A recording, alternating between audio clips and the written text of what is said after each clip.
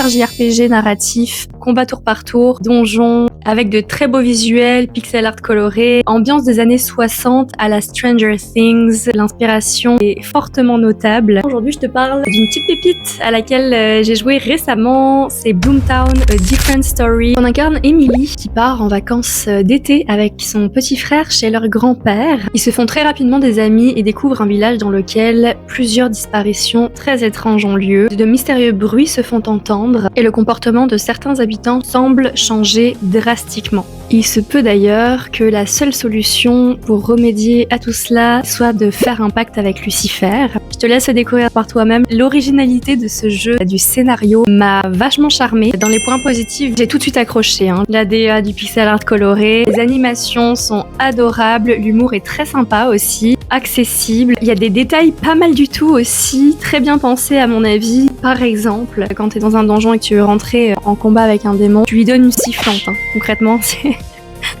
Donc ça, je trouve ça absolument génial. Le concept, je le trouve trop drôle. Des dialogues bien écrits, tes compétences sont à améliorer. Les dialogues sont aussi à choix multiples en fonction finalement de tes compétences. Ça passe ou ça casse. C'est avec un lancer de dés comme à la D&D un peu. J'ai aussi bien aimé la taille de la map. Il y a des endroits qui sont pas accessibles dès le début. Plus tu avances dans l'histoire, plus t'accèdes à des parties de la map et finalement tu rencontres d'autres personnages, d'autres ambiances aussi. Un autre point positif, c'est que tu peux interagir avec beaucoup de bâtiments. Avec la majorité, je pense d'ailleurs. Je vais maintenant aller dans les aspects un peu moins positifs, un peu moins cool. J'ai rencontré un petit bug dans les quêtes principales, dont une est restée dans mon backlog malgré le fait que je l'ai terminé. Deuxièmement, c'est un JRPG narratif, donc beaucoup de lecture. Tu peux passer les dialogues, etc. Il y a des fois où, c'est ça, je me fais quand même la réflexion à plusieurs reprises. Donc voilà, je pense que c'est important d'en parler. Le dernier point, en fait, c'est pas un point négatif, mais plus un warning. Malgré l'ambiance très colorée et super sympa, je ne considérerais pas ce jeu comme un jeu cosy. L'ambiance est parfois un peu glauque. Et il y a des moments quand même vachement stressants. C'est un beau jeu qu'on pourrait croire qu'il est cosy comme ça, mais pas tant que ça. Il y a des combats tour par tour, c'est pas fait pour tout le monde, ça aussi. Il y a 4 personnages, la bande d'amis, dont un corgi. Je pense que ça fait le tour. Je te recommande